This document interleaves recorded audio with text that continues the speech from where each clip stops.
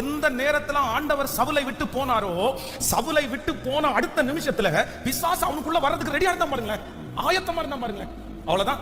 ஆவியானவர் எடுத்துக்கொண்டதுக்கு பிற்பாடு, ஆவியானவர் போனதுக்கு பிற்பாடு உங்களுடைய இருதயம் வெறுமையா இருக்குமானால், ஏற்கனவே போன பிசாசு உலகம் எல்லாம் சுத்தி திரிஞ்சு அவருக்கு இளைப்பாறுதலுக்கு இடம் கிடைக்காம திரும்பி உங்களை வந்து செக் பண்ணும்போது உங்களுக்குள்ள ஆவியானவர் இல்லைன்னா, நான் ஒருத்தனா உட்கார்ந்தா இவன் துரத்திடுவான்னு சொல்லி 7 பிசாசை சேர்த்து கொண்டு வந்து உங்களுக்குள்ள உட்காருமாமா.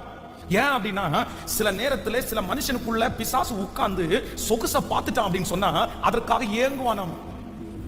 நம்மளை கண்ட்ரோல்ல வச்சு நம்மை ஆட்டி படைச்சு அவனுடைய ராஜ்யத்தை இந்த உலகத்துல ஸ்தாபிக்கிறதுக்கு பிசாசு நம் ஆண்டவருடைய பேரை கெடுக்கிறதுக்கு நம்மளை பயன்படுத்துவான்.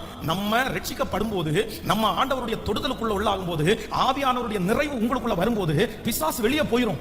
ஆனா போன பிசாசு சும்மா இருக்காதாமா, அதுக்கு எங்கேயுமே இளைப்பாறுதல் இல்லை அப்படின்னா திரும்ப யாரை தேடும் அப்படின்னு சொன்னா உங்களை தேடுமாமா.